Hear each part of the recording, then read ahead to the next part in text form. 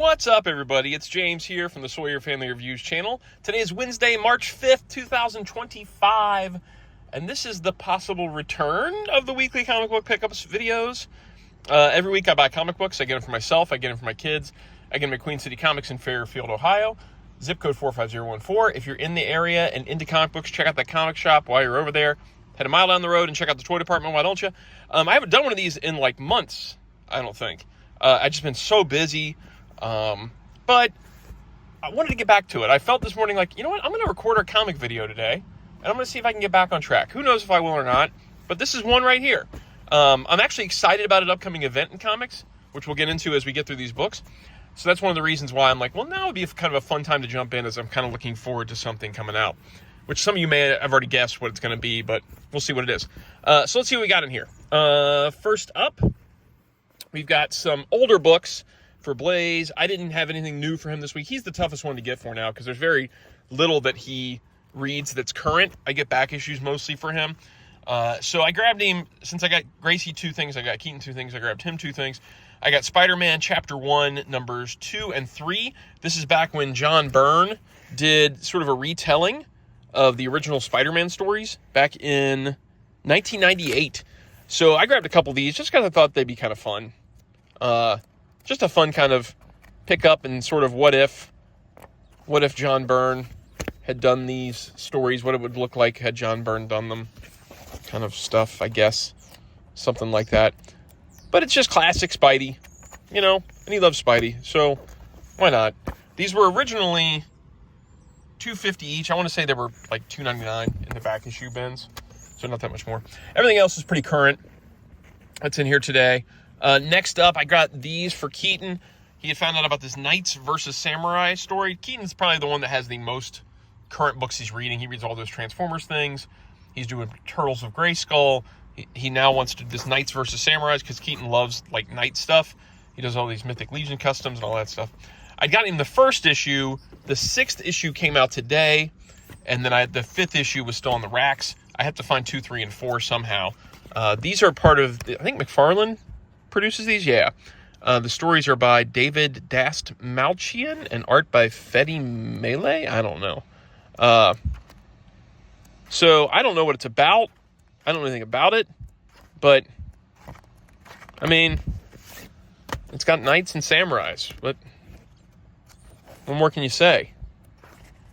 Knights and samurais. But look at that. What is that all about? Is McFarlane doing Shrek again? Or are these just old ones? What's that all about? McFarlane, is he doing Shrek again? Because, man, that old Shrek line was fantastic. These were $2.99, by the way. What's up next? We got a couple for Gracie. Let's see what's up first. So, first up, we've got What If Mickey and Friends Became Avengers. This is $4.99. I went with the Dan Jurgens cover, because I like Dan Jurgens. And we've got, looks like Goofy is, let's look at that front cover again. Goofy's the Hulk, Mickey's Iron Man, Minnie's the Wasp, Donald is Thor, and Pluto is Giant Man / Ant-Man. That's cool. So it's the original, it's the Fab Five. It's the Fab Five as the 5 Avengers. Okay, that's cool. Who does this? Who's doing this? Steve Belling doing plot, script by Luca Barbiera, art by Alessandro Pazdravicchio. Okay. I mean, we love Disney.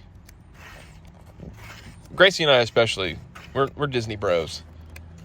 So this is gonna be fun for her. She's gonna dig that. And then another new one for Gracie. I got her Teen Titans Go #1, and DC put this out at $2.99. You don't often see DC books at $2.99. I don't think. I don't buy much DC anymore. I don't buy much of anything anymore, it feels like. But this was only $2.99, and she loves the Teen Titans Go show. And this is by Shally Fish, so you know you're gonna go. You can't go wrong there. So we got Shally Fish writing and drawn by Dario Brizuela. Oh, this is cool. Oh, this is really cool. Oh, they do like an Archie style. Looks like they jump from different art styles. That's really fun. That's really, really fun. This will be cool. And then we got Primer. Check out the sneak peek from Primer, Clashing Colors. I really could do without this. I could do without all that. That's kind of cool though. The Teen Titans are there. I mean, I know that they're trying to sell another book, but man, it just feels like here's a big chunk of another book that we threw in. I always say that though. And then last but not least is a book for me. One of these, I've been picking these up every month. Is the Batman 608. This is Batman 612. The Batman 612 foil reprint, and this was $6.99, which is a little steep, but it's a facsimile edition. But it's got a foil cover. This is part of the Hush storyline. You can see my reflection in here. So they've been doing these reprints of Hush leading up to Hush 2. They're not really weekly or monthly. It just seems like they come out kind of randomly. There'll be one after another, and then there was a long wait between a couple of issues.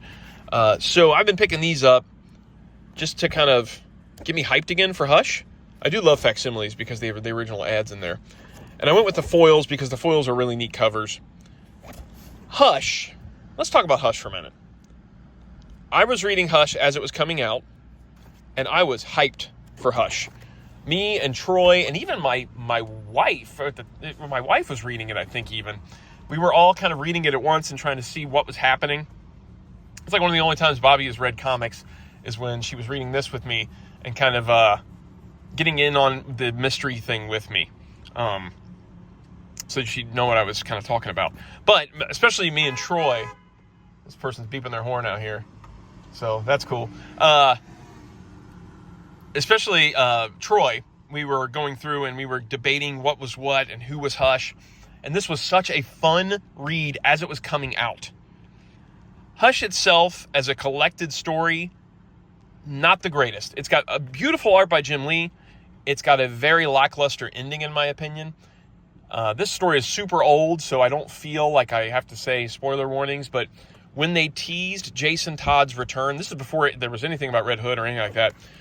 That was, I think, a huge mistake because you dangled Jason Todd out there and then you just gave us Tommy Elliott, which seemed like the most obvious thing as the story was happening. And then it was just Tommy Elliott and Riddler kind of as a backup. Pretty disappointing ending, but the build-up, the journey to get there was so much fun. It was so much fun reading Hush as it came out. So I'm very excited about a Hush sequel. I wish it was not in continuity. I don't care about Batman comics these days. I don't care about all the revisions DC's made to their universe. I gave up when New 52 started, and I haven't really come back to the main universe since. My DC is over, in my opinion.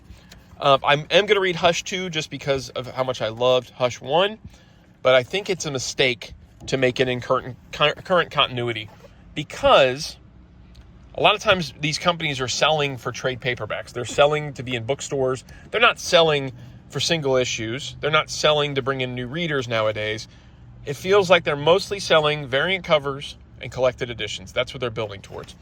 So when you're at a bookstore and you don't know anything about comics and people tell you should check out Batman Hush or you've heard about Batman Hush and you buy Batman Hush and then Batman Hush 2 comes out as a collected edition, you expect it to be a sequel to Hush.